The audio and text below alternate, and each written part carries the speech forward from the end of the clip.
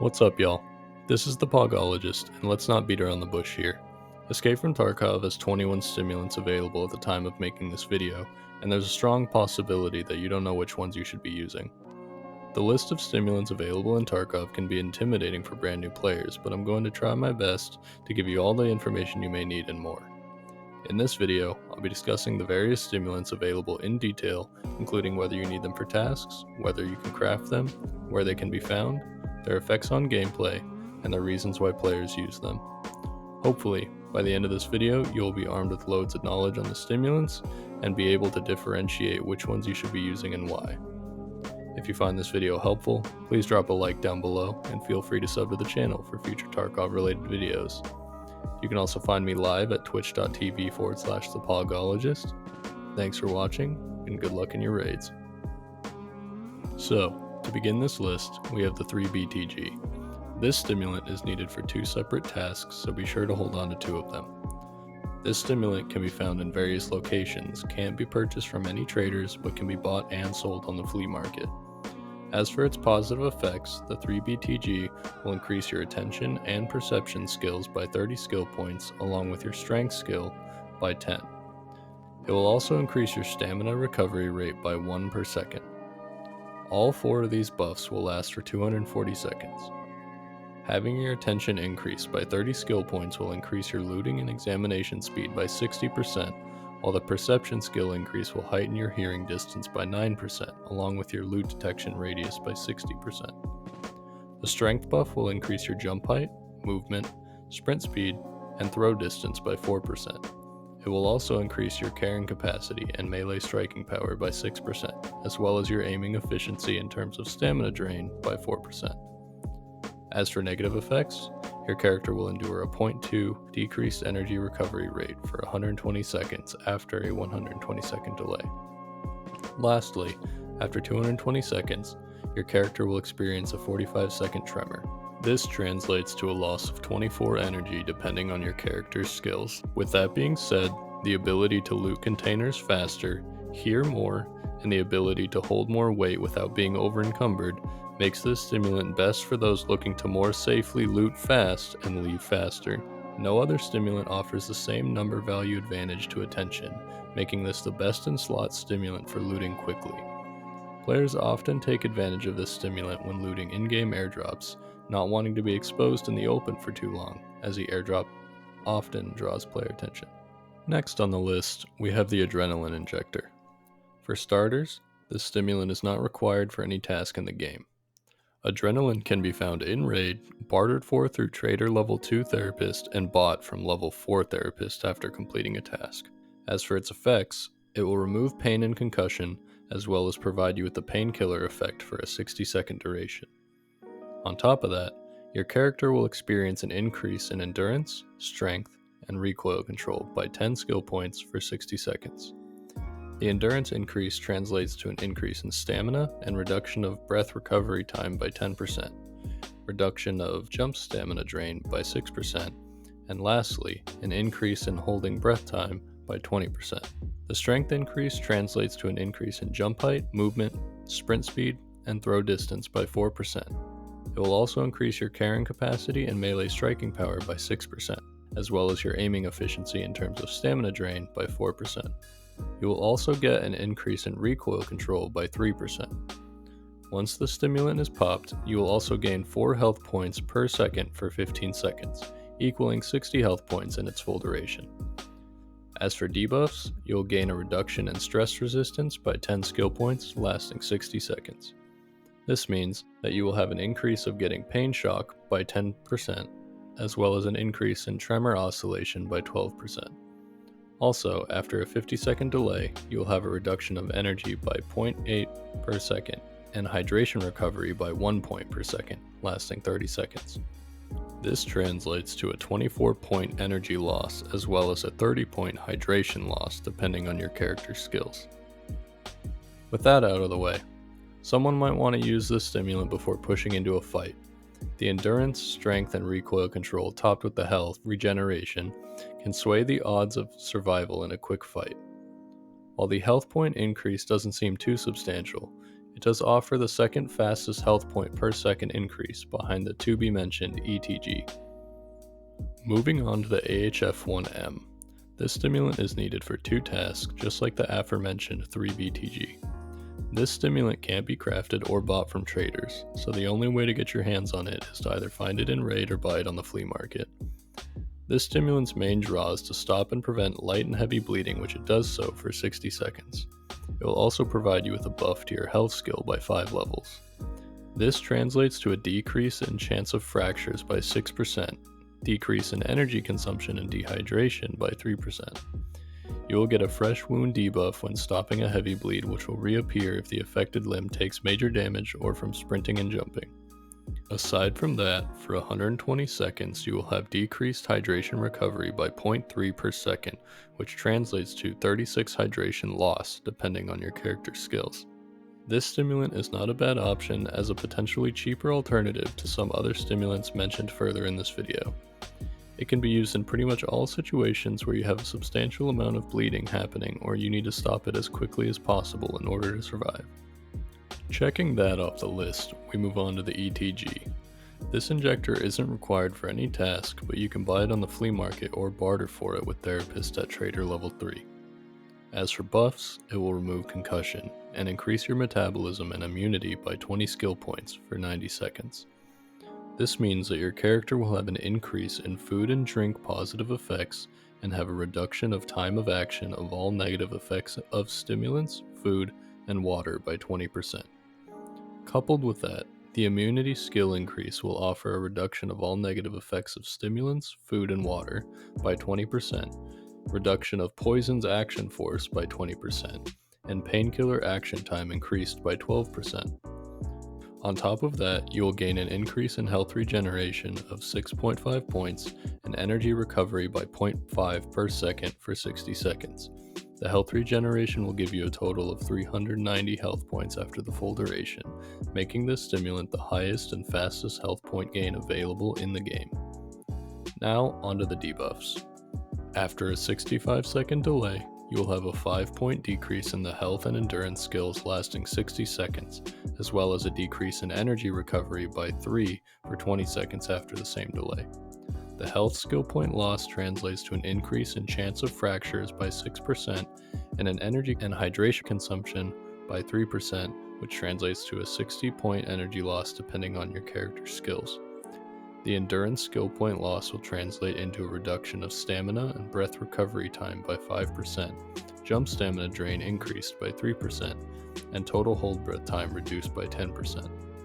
This stimulant is typically utilized when health is the most important resource needing to be gained as quickly as possible. Most players who carry this stimulant will use it either before, during, or right after a fight that left them worse for wear to get quick health recovery. The next stimulant to talk about is the L1, or Norepinephrine.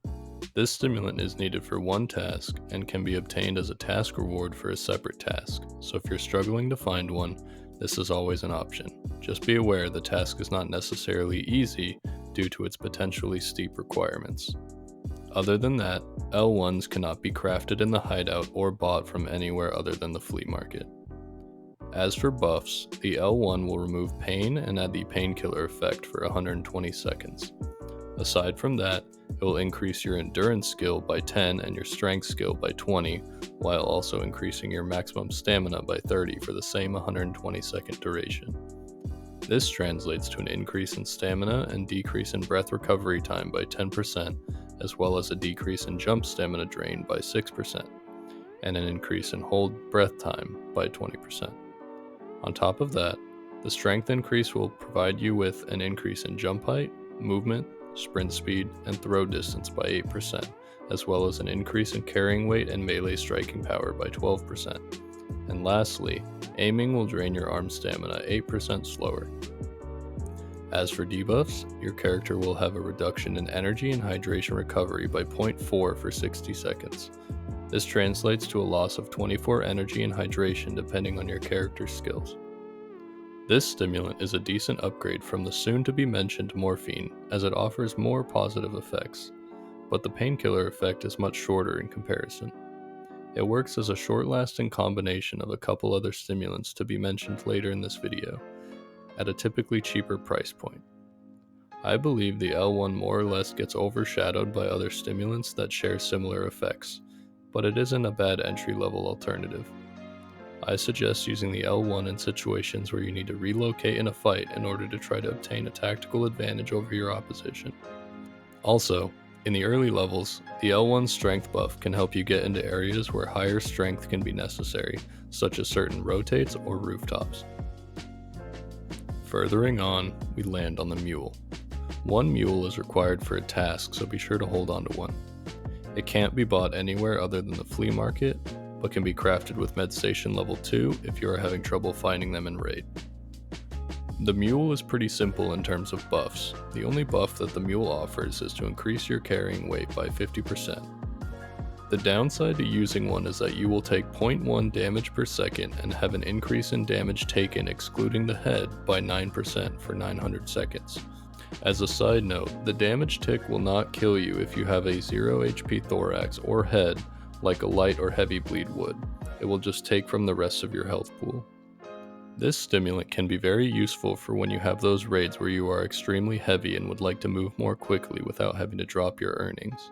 For most, this stimulant is always one to hold in your injector case just in the chance that you need it. I can guarantee that you will need one eventually and will really be kicking yourself when you don't have one available. If you don't have a M.U.L.E, stimulants that offer strength buffs, like some of the others mentioned in this video, are a less effective alternative, but without the damage-related debuffs. Moving on to the next stimulant, we have Meldonin. To begin, like many other stimulants, one is required for a task. If you are having trouble finding one in Raid, you will obtain 3 in the same task as the previously mentioned L1. Other than that, the only other way to obtain one is to buy it off the flea market, as you can't craft it or purchase it from any traders. Popping a Meldonin offers quite a few useful buffs, including an increase to strength by 10 skill points, an increase to endurance by 20 skill points, a reduction of damage taken, except the head, by 10%, and lastly an increase in stamina recovery by 0.5 per second lasting 900 seconds. The endurance increase translates to an increase in stamina and reduction of breath recovery time by 20%, reduction of jump stamina drain by 12%, and lastly an increase in holding breath time by 40%. The strength increase translates to an increase in jump height, movement, sprint speed, and throw distance by 4%. It will also increase your carrying capacity and melee striking power by 6%, as well as your aiming efficiency in terms of stamina drain by 4%. The debuffs for using a Meldonin include a decrease in energy and hydration recovery by 0.1 per second for 900 seconds after a 30-second delay. This translates to a 90-point energy and hydration loss depending on your character's skills. Most players find that Meldonins are a very beneficial stimulant to use in the midst of combat in order to hopefully turn the odds of a fight in their favor. Depending on the map you are playing, it can be useful to pop it at the beginning of the raid since you are more likely to get into a fight in the early stages of the raid. Having the ability to take less damage and move around more quickly for an extended period of time is very appealing to most people. Hey y'all, I'm going to take a quick moment to mention that a lot of stimulants have the capability of stacking effects with each other. There's a ton of theory crafting that can be done, and there are plenty of combinations that players have come up with that can really feel broken at times. If you're interested in that and would like to potentially see a video regarding some of the combinations I have considered or used, let me know in the comments down below. Alright, now back to the video. Next on the list is morphine. For starters, a total of 8 morphines are required for 2 tasks. Morphines are the most common stimulant that can be found in Escape from Tarkov, as it is one of the entry-level painkiller options. This stimulant can be found in many locations all over Tarkov, and 9 of them can be obtained as quest rewards from various tasks. Aside from that, it can also be crafted in the hideout and is used in a couple other stimulant crafts. Morphines can also be purchased from Trader Level 4 Therapist after completing a prerequisite task or from the flea market. The effects of morphine are simple. It will remove concussion and pain, as well as give the painkiller effect for 300 seconds. The downside to using morphine is it will consume 10 energy and 15 hydration points upon use. Players use morphines when they are in need of a fast activating painkiller to be able to run into or out of a situation, although most players utilize different stimulants to offer the same effect or traditional painkillers, such as Golden Star or ibuprofen. Expanding on that, most players will put their commonly used painkillers in their container, but if they find a morphine, they might leave it in their pockets or rig slots in order to have a quick use painkiller when in a pinch. Moving on to the first of the two Obdolbos cocktails. For starters, this stimulant is necessary for the completion of one task, much like many other stimulants. They can't be bought from any traders or crafted in the hideout, but they can be found in multiple locations or be bought and sold on the flea market. The effects of the Obdolbos are pretty extensive, similar to that of the soon-to-be-mentioned Obdolbos 2. The buffs include a hefty 10 skill point increase to endurance and strength, as well as an increase to stress resistance and charisma by 20 skill points, and lastly, an increase to your stamina recovery rate by 0.5 per second, all lasting 1800 seconds. The endurance increase translates to an increase in stamina and reduction of breath recovery time by 10%, reduction of jump stamina drain by 6%, and lastly an increase in holding breath time by 20%. The strength increase translates to an increase in jump height, movement, sprint speed, and throw distance by 4%. It will also increase your carrying capacity and melee striking power by 6%, as well as your aiming efficiency in terms of stamina drain by 4%. Regarding stress resistance, you will have a decreased chance of getting pain shock by 20%, and your tremor oscillation will be decreased by 24%. The charisma increase only has one effect in raid, and that will add a discount to paid exfils by 3%. The debuffs include a 20 skill point loss to memory, intellect, and attention lasting 1800 seconds. On top of that, there's a 25% chance to have a reduction in energy recovery, hydration recovery, increase in damage taken except the head, pain effect, light bleed, or tunnel vision. The memory skill loss isn't currently coded in the game and will have no effect on your character at the current time. The intellect loss will translate to a decrease in examination speed by 40%. Other than that, the attention decrease will translate to a decrease in looting and examination speed by 40%.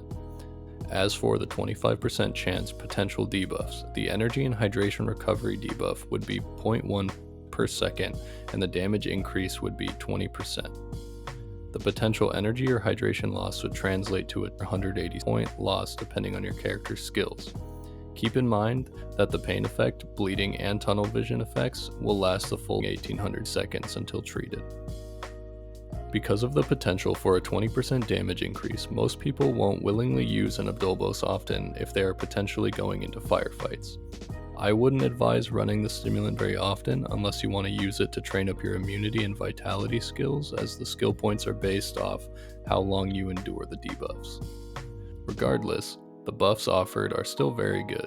It just depends if you want to deal with the potential debuffs. I typically use the stim in order to quickly and efficiently finish a certain task in one raid since it lasts such a long time. The second iteration of the Obdolbos is far more commonly used, although it does have one very staggering debuff. For starters, the Obdolbos 2 isn't necessary to complete any tasks, can't be crafted, bartered, or bought from traders, but can be found in various locations all over Tarkov or purchased on the flea market. Although, you could obtain 5 after completing an optional task if you wanted to. Like the Obdolbos, the list of buffs is quite long and also lasts 1800 seconds. The buffs include an increase to endurance, strength, attention, perception, and maximum stamina by 20.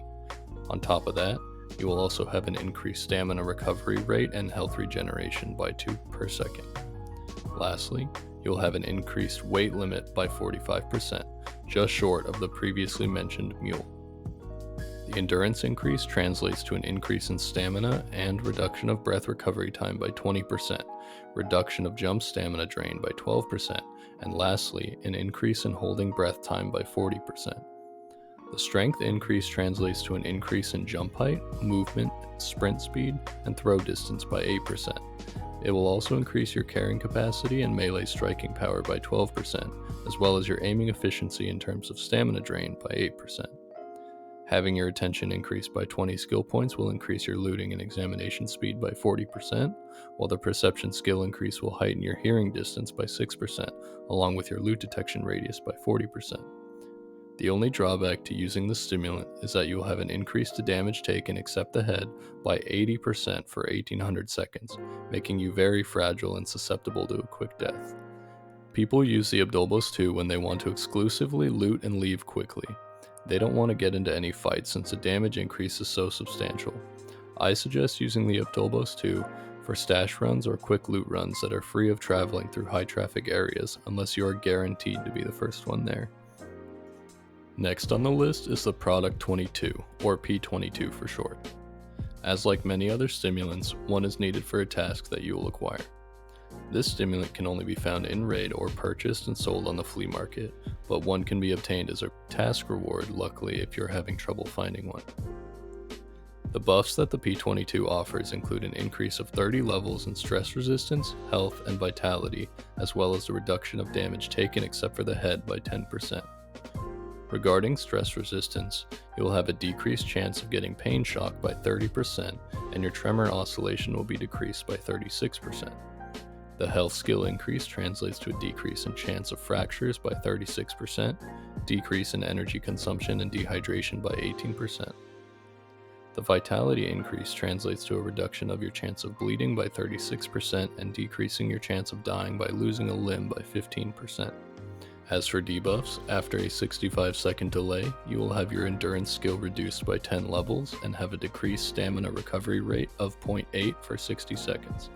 The endurance skill point loss will translate into reduction of stamina and breath recovery time by 10%, jump stamina drain increased by 6%, and total hold breath time reduced by 20%. The P22 shares a similar use case to that of the Meldonin and the to-be-mentioned PNB. I think the variance between the three stims is pretty substantial, as all three of them share one buff, but the other buffs included can be more situational. Although the P22 makes you reasonably more flat-footed compared to the other two. Where it lacks in that area, it makes up for in the solid other buffs included in the stimulant's effects it offers. I would suggest using this stimulant if you have a lot of fights that involve hunkering down in a condensed location where there is little room for relocation or feel prone to negative status effects such as fractures and bleeds.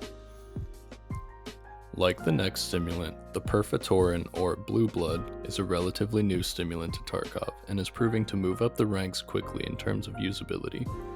Like some other new stimulants, it isn't required for any tasks and isn't craftable or purchasable outside of the flea market, but can be found in various locations all over Tarkov. The buffs of the Blue Blood include the removal of radiation exposure and intoxication, the former of which is not yet implemented into the game yet. Other than that, it provides an increase to the metabolism skill by 5 skill points, provides 1.5 health per second, translating to 90 health over the duration, and stops and prevents light and heavy bleeds for 60 seconds. Like other stimulants, if a heavy bleed is stopped by the use of this stimulant, a fresh wound debuff will appear, meaning that the wound can reopen due to damage to the corresponding limb or from sprinting and jumping. After a 60-second delay, the debuffs relating to using the stimulant include the reduction of the health skill by 15 levels, as well as a reduction in energy recovery by 1.1 per second, which will last for 60 seconds. The reduction in health translates to the chance of fracturing being increased by 18%, as well as an increase in energy consumption by 9%, translating to 66 energy loss depending on your character's skills. Like stated previously, Perforotran is quickly rising up in the ranks in terms of viable stimulants to carry in your injector case. Regardless of your playstyle, I believe that you should always have at least one stimulant that can offer the ability to stop and prevent bleeds, but this one comes with the added bonus of a little bit of health regeneration. Next on the list is the PNB, otherwise known as the Product 16 stimulant. As this is a relatively new stimulant, it isn't required for any tasks. It can be found across various locations in Tarkov, but cannot be crafted, bartered, or bought from traders. PNB has a couple buffs that share similarities to other stimulants. For starters, it removes concussion for 40 seconds. It also increases your strength skill by 20 skill points, gives you 3 health regeneration per second, and decreases damage taken except for the head by 10% for 40 seconds. The strength increase translates to an increase in jump height, movement, sprint speed, and throw distance by 8%. On top of that, it will increase your carrying weight and melee striking power by 12%, as well as decreasing the amount of stamina drained by aiming by 8%. The health regeneration translates to 120 health over the entire duration. After 40 seconds, you will have a decrease in the health and vitality skills by 20 levels for 180 seconds, as well as a tremor for 20 seconds. Meaning, depending on your health skill level, you will have an increased chance of fractures by 24%, as well as an increased energy and dehydration rate by 12%. The decrease in vitality translates to an increased chance of bleeding by 24%, and the chance of dying by losing a limb by 10%. The P&B is an interesting stimulant that has some potentially useful cases, but is seemingly not all that competitive against the other stimulants that share similar effects. I would say this stimulant can be useful in the same cases where a Meldonin can be useful, just less effective due to the debuffs tied to the P&B, but it does offer health regeneration, which can be potentially more beneficial depending on the circumstances. If you aren't able to use a Meldonin for whatever reason, the P&B is a decent substitute. Moving on to the next stimulant, we have Propital, arguably one of the most used stimulants in the game. For starters, no tasks require Propital. They can be found in raid or bartered and bought from traders, as well as crafted in the hideout. They are also used in a craft for another stimulant. The buffs of Propital include the removal of the concussion and pain effect for 240 seconds, and gives the painkiller effect for the same amount of time. On top of that, for 300 seconds, you will gain an increase in the metabolism, health, and vitality skills by 20 skill points, as well as an increase in health regeneration of 1 per second. The metabolism increase means that your character will have an increase in food and drink positive effects, and have the reduction of time of action of all negative effects of stimulants, food, and water by 20%. The health skill point increase will decrease your chance of fractures by 24% and decrease your energy consumption and dehydration rate by 12%. The vitality increase translates to a reduction of your chance of bleeding by 24% and decreasing your chance of dying by losing a limb by 10%. As for debuffs, after a 270 second delay, you will endure a 30 second tremor and tunnel vision. Most players will always bring a Propital as their main painkiller that comes with the added bonus of health regeneration amongst other large buffs. Some players choose to use traditional painkillers such as Golden Stars or ibuprofen, but will still bring along a Propital for the health regeneration. You really can't go wrong bringing at least one with you into every raid. It can be very useful to use before performing surgery on your limbs after a fight, so that you are gaining health to other limbs in the downtime.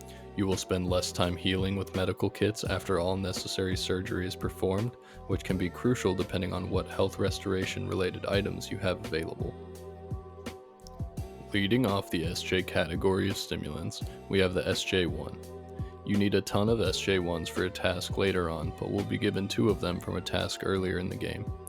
Luckily, they are moderately easy to find in comparison to some other stimulants, but if you're interested in buying one, you can barter with therapists at Trader Level 3, or just buy them off the flea market.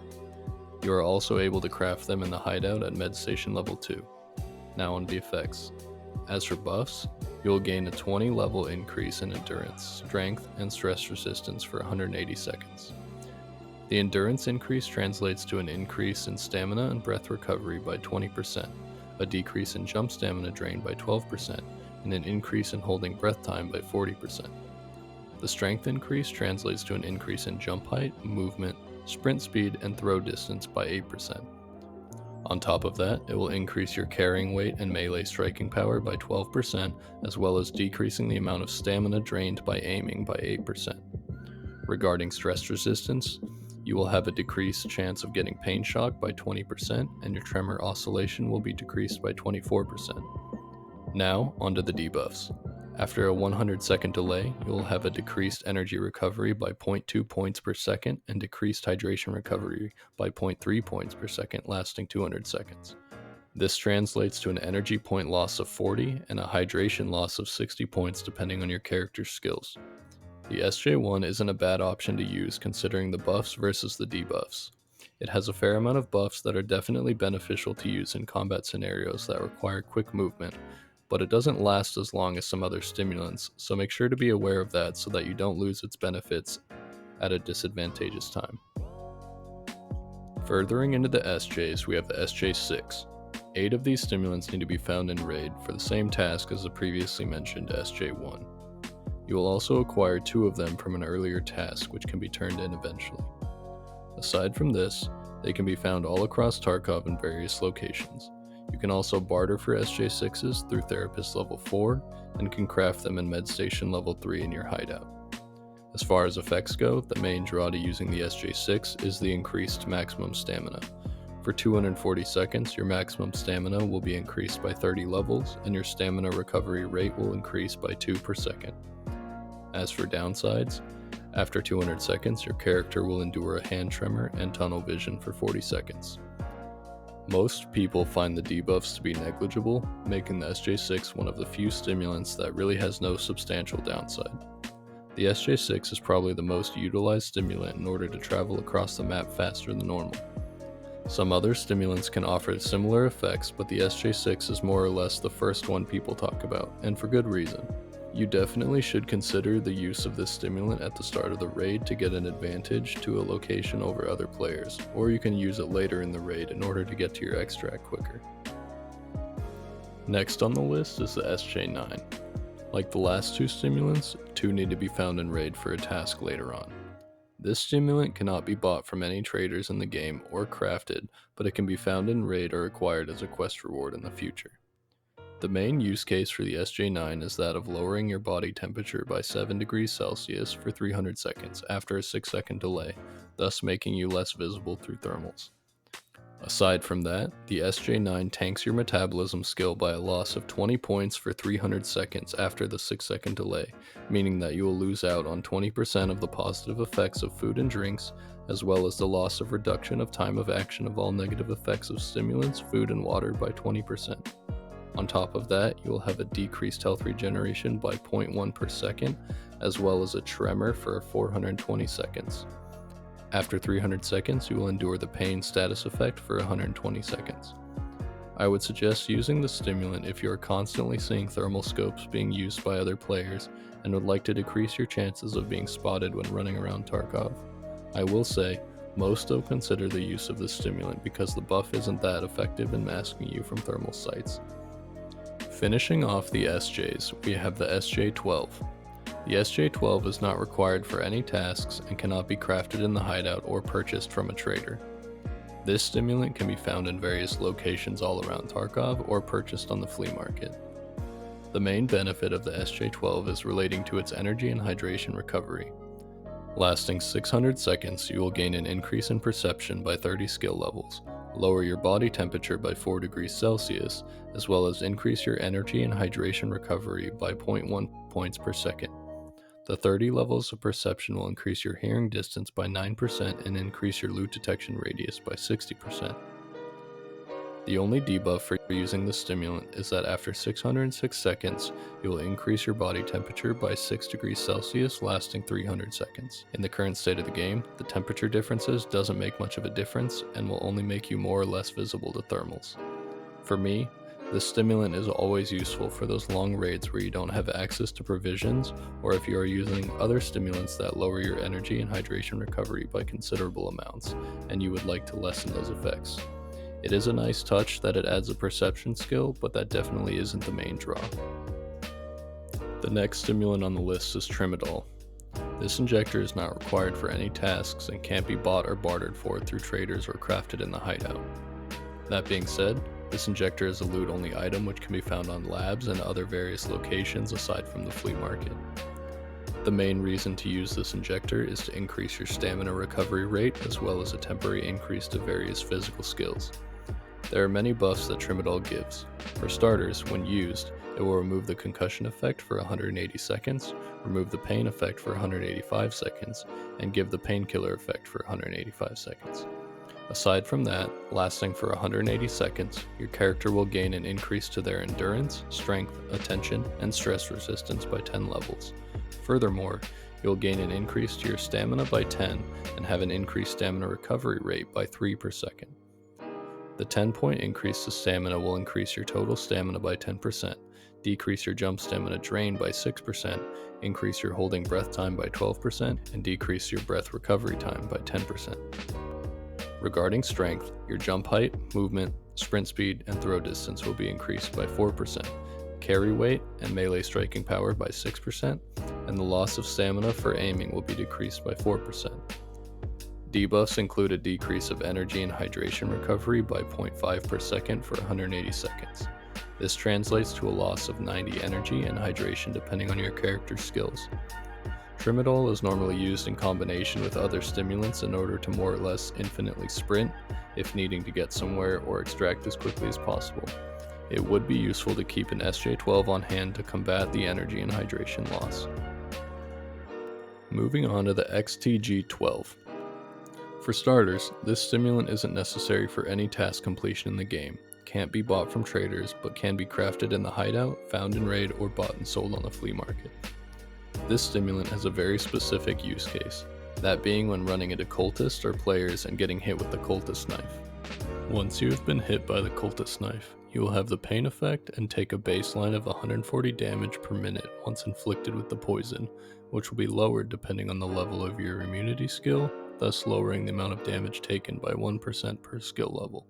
Both debuffs will persist until treated, meaning leaving the raid or dying and going into another raid will not cure the status effect. There are 3 ways to get rid of the poison, that being the XTG-12, the previously mentioned Perforotran, or using Therapist's heal mechanic after dying in raid. Be aware that healing through Therapists to treat the effect isn't cheap, but can be cheaper than the injectors on the flea market. The only drawback to using the XTG-12 is that when used, the player will have their health skill decreased by 5 for a 60-second duration, starting after 6 seconds from using the injector. Meaning, depending on your health skill level, you will have an increased chance of fractures by 6%, as well as an increased energy and dehydration rate by 3%. If you really wanted to, you could craft the XTG-12 in a level 2 med station, but there is a high level prerequisite task that will need to be done before being able to craft it. If you enjoy running nighttime raids on the maps which cultists can spawn and are frequently passing through their spawn points, I would suggest bringing an XTG-12 with you in your injector case just in the off chance that you do happen to get poked. If you choose not to, be aware that at full health you will die after 3 minutes and 9 seconds depending once again on your immunity skill level, so make sure that you have a way to combat the health loss. The last stimulant to go over is Zagustin. Like some other previous stimulants, this one is not necessary for any tasks. It can be found in various locations all over, and it can be purchased from therapists at trader level 4. The main reason to use the Zagustin is to remove and prevent light and heavy bleeding for 180 seconds. The only other buff that this stimulant offers is the increase of your vitality skill by 20 levels for 180 seconds. This translates to decreasing your chance of bleeding by 24% and decreasing your chance of dying by losing a limb by 10%. If a heavy bleed is stopped through the use of a Zagustin, a fresh wound debuff will appear if the affected limb takes major damage or from sprinting and jumping. Your character will also have their metabolism skill decreased by 5 levels for 180 seconds, equating to a reduction of food and drink positive effects, and an increased time of action of all negative effects of stimulants, foods, and water by 5%.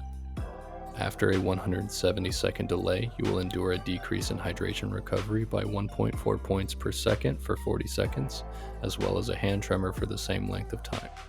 The hydration loss translates to 56 hydration loss depending on your character's skills.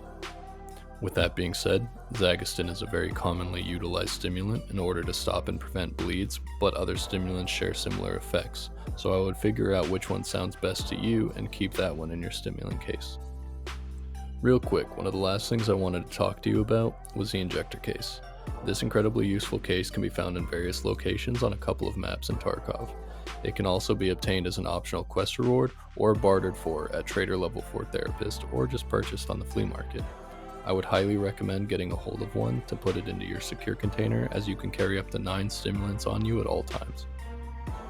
As for what I fill my injector case with, let me just start by saying I usually carry 2 injector cases, and what you put in them is completely up to you and there is no one-size-fits-all remedy. I always suggest putting in your case what you see yourself actually using on a regular basis. Now, for what I use. I always carry 2 Propitals and 2 Perforatrans, which take care of all my health and blood loss related needs. I also carry an SJ6 and a Trimadol to have the ability to run quickly and nearly endlessly when necessary. Other than that, I carry a M.U.L.E for the times where I am too heavy to traverse the map efficiently. The last 2 injectors I carry are a Meldonin for firefights and an SJ12 for energy and hydration recovery if necessary. That fills all 9 slots, and I use the other injector case to carry any injectors I find within raid. Alright, Well, that concludes my guide on the various stimulants in Escape from Tarkov. If you enjoyed the video or have anything you would like to say that I may have missed or want me to cover next, please comment down below. Thank you for watching. See you next time.